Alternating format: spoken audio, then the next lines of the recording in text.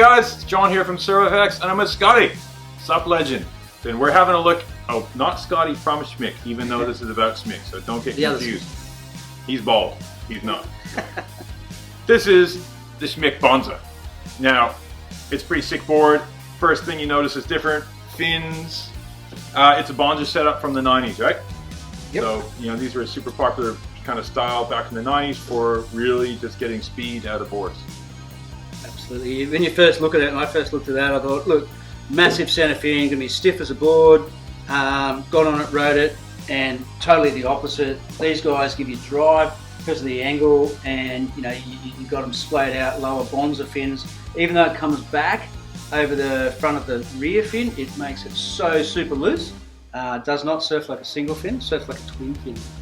Yeah, it's pretty cool how that plays that way. I actually had a Bonza rusty board when I first moved to Australia. It's pretty fun.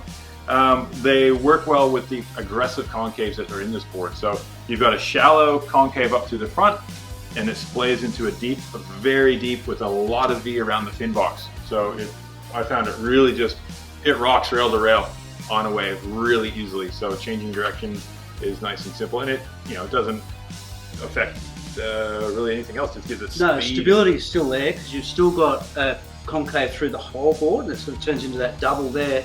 But it is still deeper side to side than the V, so it's actually quite a stable board to stand on. These do carry the wide point fairly far forward, so the nose is not crazy wide, but the nose has quite a bit of width to it, so it does have a stability up to the front end. And like Scotty says, having that concave gives you that kind of scooped feel with a little bit more rail there to give you quite a bit of stability while you're on it.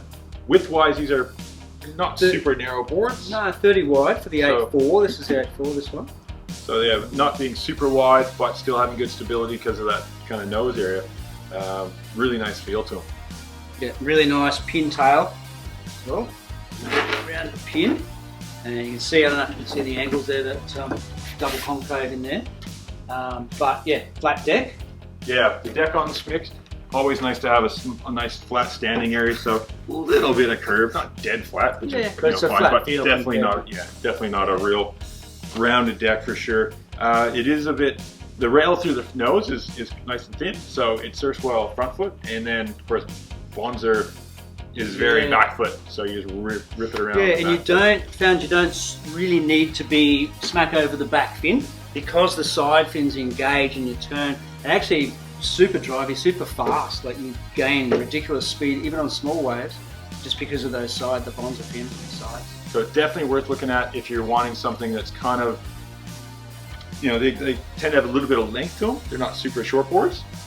No, you can get them down pretty small. Yeah, we got the 8-footer as well. I mean, we've got the smallest ones, but the 8-foot is pretty small. The 8.4 at 114 litres is still average sort of volume for an 8.4, 8.6 sort of size. But it does keep the width through the tail as well, so it's quite a stable board.